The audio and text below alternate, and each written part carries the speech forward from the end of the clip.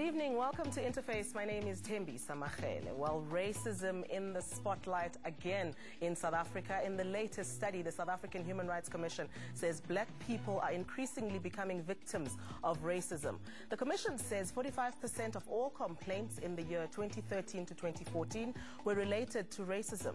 The report also found that the K word is being used more frequently. The latest saga of the two university students who dressed up as domestic workers and painted themselves black should then come as no surprise, says the commission. Incidents of racial intolerance crop up now and again, and attempts to address them do not seem to go far enough. What needs to be done to break the backbone of racism? That's the question we're asking tonight on Interface. And are South Africans really united in their objection to racial discrimination? That is also another question. And another one is, can black people be racist? And we're going to be interrogating that and getting your thoughts as well as we go along on the show. Our guests tonight, let's introduce them to you. Melissa Steyn is the National Research Chair in Diversity Studies at WITs University. We've also got Henk, who is the chairperson of Afriforum Youth, and in our Cape Town studios, Kenneth Lukuko is with the Institute for Justice and Reconciliation, and he is the senior community leader there. And they join us to talk to us about this issue. Remember, if you would like to find us on Facebook, it's very easy. Interface on SABC2. If you are on Twitter, our handles are at Thembi Samachele or at Interface on SABC. Welcome to you. Thank you very much for joining us. Thank you. Pleasure. Melissa, please, if we can start with setting the scene here. Our sensitivity around racism in South Africa 20 years into our democracy, is it understandable because of our history, or should we be slightly over it by now? No, I don't think we can be over it by any long stretch of imagination. People quite often say this, but I think it's really true that we need to look at it in the context of our history. The system of white supremacy, the ways in which racism has been instituted, happened over many hundreds of years, half a millennium. So it's understandable that we are touchy around this subject. Well, we have to be. I mean, I don't think we should be over it. I think we absolutely are still in the process of engaging with this history, with the way in which the legacy that we're dealing with, it's very much present, and it's actually also still part of our future. Okay. So, no, we can't be over it. All right. I would like to bring Kenneth in here. And Kenneth, we're going to be saying goodbye to you quite early on the show, so I'd like to get your thoughts first before we say goodbye to you. This whole sensitivity around racism and this issue now with these students, what is your reflection on that? Are you offended by what they did?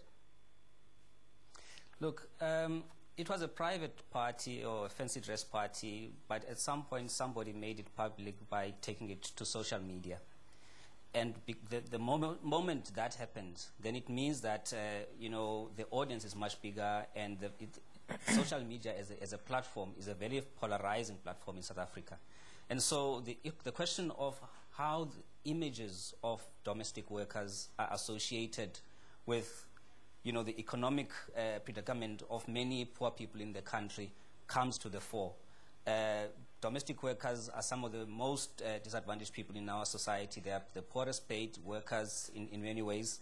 And because of the history of apartheid, they did not actually get the choices that the privileged students at the university, you know, are getting. So when it comes now to making fancy dress parties and, you know, making fun of images, if we are not sensitive about that history and that context, then it's always going to lead to polarization in our society. And if ever there's anything I'm offended by, it's not so much about what the students have done, but, you know, it's more, you know, about the question of, as a society, we don't talk enough about these issues in order that the students and other young people can actually learn how to be more sensitive about them. Kenneth, I just want to go back to what you started with and the fact that you're saying that this was a private party. I know that Afriforum has also raised this issue. Why does that matter? Private, public, the fact that you are seeing domestic workers and the way they are, big bums and all, like myself, as funny. Yes. Why is that not offensive, or should that not be offensive? Well, if it was a private thing, you know, at least the many people who are trying to defend, you know, the whole act are saying that, you know, it was a private. And I think it's important in the kind of work that we do, which is facilitating dialogue, to actually listen to all sides. Those students, at the time that they did this, if they say that, you know, it is defensible because it was private, then we first got to actually give them confidence in engaging with the rest of society, including those who differ with them, by listening to them and acknowledging that they are saying that it was a private issue. And then from that point, but at the same time, you know, then actually get them to a point where they actually get to understand why other people put the associations that they put to the issue, which is the whole question of class, race, and gender. I mean, we've just come from a weekend where we were commemorating, you know, National Women's Day, and the theme throughout many of those, you know, public events is really about how women in our society, especially black women, you know, are disadvantaged in more ways than just being women. You know, they are also disadvantaged along the dimension of race and, of course, class and gender, because there's a lot of gender violence in our society. So all of those things are part of what informs South Africans when they react to this kind of imagery. Right. Henk, let's bring you in here from Afriforum. You've issued a statement saying that this was in fact an invasion of privacy. How so? Okay, the reason why we said that, it is the University of Pretoria, like we said, it was a private function. Then they acted by expelling these 2 students from their hostels, and there is an investigation ongoing. Now, we don't have such a big problem with the investigation on itself, but the fact that it was a private party, there we have the problem. I mean, the reason for the investigation said by the university, they stated that it brings the good, it brings the university into disrepute. Yes, into disrepute. That is where we feel that every single drunk student then at Hatfield Square should then also have a disciplinary hearing. This is where we feel that double standards are put there with regards to race at universities. If you look at this, what happened there, the university acted, the Human Rights Commission acted, but if you look at last week, the pamphlets at the Northwest University, which was clear hate speech, there we had to lodge a complaint, and then only did the Human Rights Commission act. Were these students racist in your view? These 2 students? Yeah. I think, for me personally, I do not find it offensive what they did, because also on social media in the same time there was a black student posted a photo of him and his friends dressed up as a typical Afrikaner boer, with the fellies, the socks up to their knees, PT shorts and a khaki shirt. I did not find that offensive. I laughed at it. Considering our history, Henk, if these were German students dressed up as Jews, yes, sharing the similar history that we share with the Jews, would you have had the same reaction? I feel that you have to look at the students' motives and their reasons, why they dressed up the way they did. If it was to show a form of disrespect to people, then yes, I would say what they did is not necessarily correct. But I do feel that the student side of the story has never been heard. And before anybody can judge, we first have to hear what the students have to say. Do you think that, as Afriforum, South African white people have a problem with racism? I think all young people have a problem with racism. I think racism is something that affects all young people in South Africa. Not just young, all people in South Africa? Yes. Then? Okay. Now, should it matter, Melissa, that these students were maybe just poking fun and were just having a good time? Should that even come into the conversation? Or should we look at that and say, when you're having fun, why choose domestic workers to make fun of? Yeah, I would agree with you there, Tembisa. I mean, I think that you know, humour is something that we need to look at critically. Some of the most offensive attitudes and opinions are couched within humour. And so just because this is like a visual joke, it doesn't mean that it's innocent. You know, so you know, if you look at some of the really most right-wing websites like Stormfront or something like that, they're really awful. But you will see that a lot of that racism gets carried through humour. It's just a joke. So were these students racist in your view? Well, you know, I think, and here I really would disagree with Henk, is that I don't think their intention is actually here, and it's neither here nor there. I don't think it matters really. I think the fact of the matter is that that activity, dressing up like that, in a way that mocks and demeans black people, and in this case, I think, as Kenneth has rightly said, poor black women, is in itself, it feeds into a whole system of racist thinking and of ways in which black people get demeaned. Here's a quick one, Melissa, before we take a break. Before we take a break, if they had dressed up as black business women, would you have been offended? Well, I think we need to be careful, you know. I mean, I think any of these ethnic jokes or ways in which we impersonate each other, I think it's on thin ground. I don't think it's a good idea. I think part of what we need to be doing as a society that is highly diverse is learning, you know, to be respectful and to be thoughtful in the way in which we behave. But it wouldn't be quite the same thing, it is true, because the power relations are different. And with any of these, you have to start with a power analysis. Right, and that is exactly the point that we're going to pick up on when we come back from our break. And I must just tell you that the messages on Facebook, on Twitter, have been very robust and very interesting to read. So we will be giving you some of those after this break. Stay with us.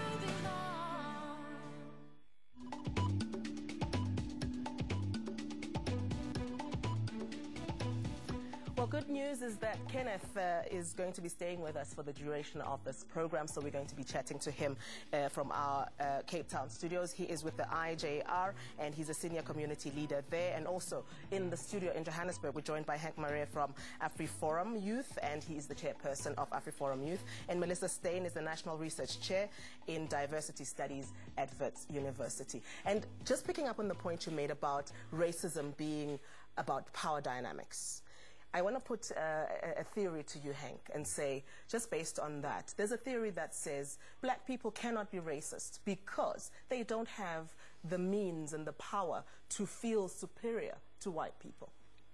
I would not agree with that statement. I do feel that white people can also be the victims of race, as we look at like I said earlier, the Northwest University, the pamphlets that was spread there last week, that is a clear indication that that is racist, that was hate speech. I don't think that there's anybody that would disagree with me on that.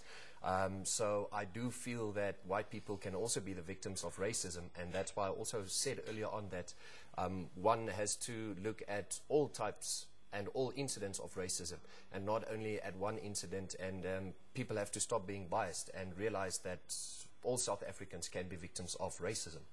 And the stats that we started with at the beginning of the show, that the Human Rights Commission says that more and more black people are victims of racism. Do you agree with that? Or do you feel that it's slightly different in your view? Well, if we look at the demographic of South Africa, it's not a surprise that more black people will be the victims of racism in comparison to white people. But a question that I would have had for the Human Rights Commission, they said they had 45% of their complaints. Now, I would like to know how many of those complaints have actually been treated and have been proven, because we have lodged quite a few complaints at the Human Rights Commission without the last few years from Afriforum Youth, and in some circumstances it took them 5 years just to send us a letter of acknowledgement of receipt. So with regards to the Human Rights Commission, those statistics of theirs, I will question that. What is a racist in your view? A racist, in my view, a person who only focuses on another person's race and discriminates against you on that grounds. Okay. Kenneth, let me just ask you this question. Can black people be racist, considering the power dynamics that Melissa spoke about earlier? Well, Tembisa, let me just firstly just correct a small thing. I'm a project leader in the Community Healing Project. And I basically facilitate difficult dialogues, you know, between people of different identity groups. Now, apartheid left a legacy of hurt and trauma in South Africa, especially amongst its victims. Of course, in the past 20 years, we can say that people are slowly moving out of that trap of economic disadvantage. And so the power relations and the power dynamics are starting to change. There are black people who are starting to be more powerful in terms of economic, position. And of course, in many ways, it's been argued that although black people are the numerical majority in the country, culturally, in terms of media and language, we are in many ways also a minority, in the sense that the language that we engage in our discourse is a second language. So whether people from the black community can then be racist, I would say anybody can be racist, but then given our context, we've got to apply a kind of a filament to that statement and say our context is such that images of race and racism have to do with black people being the victim. So even if we can say, in some instances we've got a few black people who are now, able to have those power dynamics, to their advantage, and they can be racist. I wouldn't say that, by and large, that actually, makes up, such a big trend that now we can say, white people have to be victims, have to be treated as victims of racism. Okay, I'd like to get case Henk's, by case, I would say. I'd like to get Henk's response to that, but I just want to ask you this. When you watch Leon Schuster movies, are you offended by the portrayal of black people in those movies? Myself? Yes. Yes. Look, the Leon Schuster movies has been a whole series that has come through many, many years. And questions have to be asked. Look, first of all, coming from the white community, and of course, he's able to produce comedy. Now, there are many black people who don't actually have an equal opportunity as him to actually make movies and portray white people in similar ways. So I would say, insofar as there is that disproportionality, then I wouldn't say that it's actually a good thing, a good thing to just take as something that is acceptable. Okay. But in terms of his creativity, I would say, at least he's getting us to talk and to provoke debate. Okay, let's bring it back to the studio then. Henk, do you agree with that? Do you feel that, or how do you feel about Leon Schuster movies and the portrayal of black people in particular there? Well, I personally enjoyed Leon Schuster movies. Laughed at the movies. I don't see anything wrong with it. I mean, if we want to look at another program, I saw it on social media, people also referred to the Coconuts. That's apparently almost the same as the Leon Schuster movies, but just... I've watched it. It's slightly so. Yeah, slightly so, but I feel I can't see how Leon Schuster movies can offend anybody. So if a black movie maker were to caricature white people in a similar way, you wouldn't be offended by that? I wouldn't. Like I said, the group of black students that dressed up as your stereotype Afrikaner boer, I didn't find that offensive. All right. Yes. Now let's just take a quick look at some of the Facebook messages. Like I promised, there are so many of them. Tsepo Mukwana says, we are not ready to laugh at sensitive issues such as racism. We can never see true unity in this country if we continue to mock other people's struggles. And Ashley Daniel says, I'm colored, and if they had a character next to me dressed like a gangster with 4 front teeth missing, I would have laughed my head off. Let's just stop being ultra sensitive.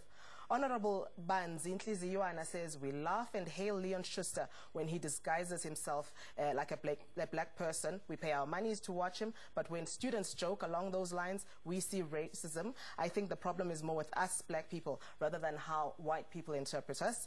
Nikki Gricky says, to be honest, I have no idea how to feel about this. It just makes me a bit uncomfortable when there are so many other things that they could have focused on and dressed up as. Surely they could have figured out that this would have offended a lot of people and that it might not be such a great idea. And Makwenkwe Tenga says, any intervention without the complete transfer of power, it is a futile exercise.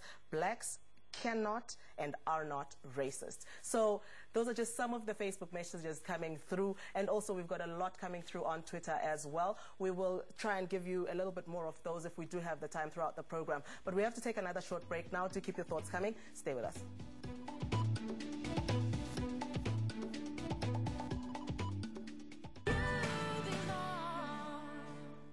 With the new LG G3 smartphone, simple is the new smart. Experience true style with laser auto. Please get something out.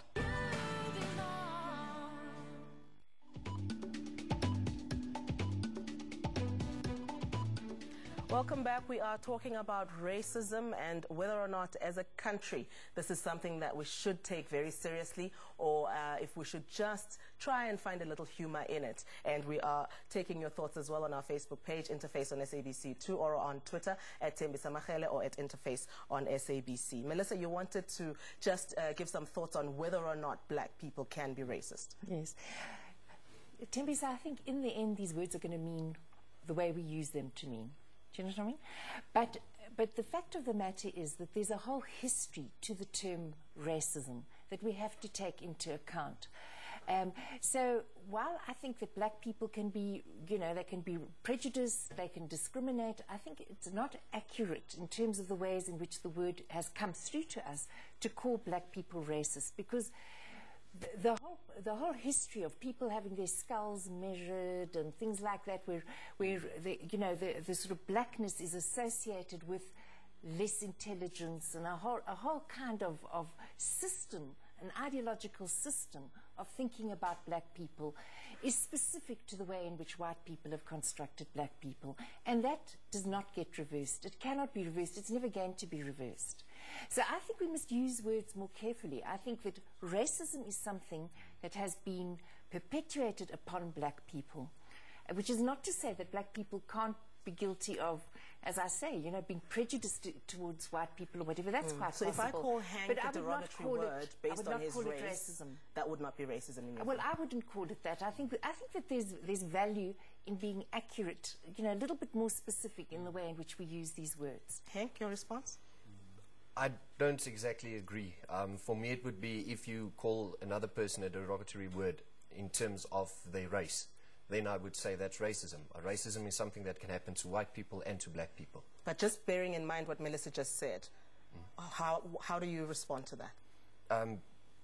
Like I said, I feel that if a person says anything bad or derogatory towards another person in terms of their race, I feel racism is something that can happen to the students at Tuks University who made their domestic, or their cleaners in the hostel drink urine and at the University of the Free State, yes, do all of those things. Were they racist? I think so, yes. Why? I was not a student yet when that happened, but according to what I read in the media, I would say yes, they were, because they were acting in a discriminatory way. So where do you draw the line as Afriforum? What's racist and what's not? Because if they paint themselves black and they put pillows in their under their skirts, that's not racist, that's just plain fun. But if they make these ladies drink urine, then they're racist. It has to do with the person's intent. What is their mission? What are they trying to accomplish? If you look at the people from the rights incident at the University of the Free State, those guys were clearly trying to not mock in a good sense, to break down I think it was the cleaners that helped them in the hostel. Can you mock in a good sense? No, in a country like South Africa? Can that really be done? With our history? I wasn't. I was looking for a better word than mock, because what those guys did, we wouldn't agree with. As Afriforum youth, we wouldn't agree with what they did. But another issue that I also feel is that people also have to start looking at not only where victims of racism is black people. White people can also be the victims. And at the University of the Free State, there was a good example earlier this year with the 2 white students allegedly trying to run over black students. Those guys, they're in court now. 2 weeks later, a black student bumped a white student off his scooter, and he assaulted him, and he called him racist words. And there was no hearing with regards to that. That is where I feel that people are not consequent with their reactions. Let's get to solutions now. what do we do? How do we move forward as a country, Melissa? How do we deal with the issues that we have, and also deal with the way that some people feel that they can do stuff like what happened at those universities? Well, for me, what's really sad is to think that these are our young people who've come through our education system and are, at a university, and one would feel that somewhere along the line we should be teaching our young people, and not just teachers in the formal education system, but also parents, Right. I think that these are things that we really need to become a lot more what I would call literate in diversity issues, in how do we behave in a society that's characterized by diversity, as all societies are. Kenneth, we have an issue with healing in our communities. A lot of people in our communities are angry because of the history of this country and the racism that we continue to see. What is the way forward in your view? The way forward, Temisa, I would say from our work is to actually create spaces for people to actually have these conversations in a constructive manner, so that we are able to be more sensitive to people's pain. As Henk was saying, he says that, there are white people who feel that they are victims of racism. We have to understand how they understand racism, so that we can be able to have a dialogue. What does racism mean to black people? What does racism mean to white people? And basically to all different identity groups in the country. Our dialogues are about sensitizing each other to each other's pain, and sensitizing each other to each other's frustration, so that my understanding of what racism is can be shared with the next person. Then the second thing we need to do run out is of to be time, very and careful I've about got how... Kenneth, we've run out of time. I do apologize, and I've got to just get a quick one from Henk, and that is that as Afriforum youth, do you feel that you have a full appreciation of the depth of the wounds of apartheid on black South Africans? I do think we do have, but there's always space to learn more. And just to answer the same question that you asked the other two panelists. About a way forward. The way forward, mutual respect and understanding. All right, we're going to have to leave it there. There's so much more we could talk about with this one. And I wish we had an hour to take it through. But thank you very much to my guests for coming through. Thank you very much, Kenneth, in our Cape Town studios. And that's how we end it this week. Do continue the conversation on Facebook, on Twitter, or on email. Good night.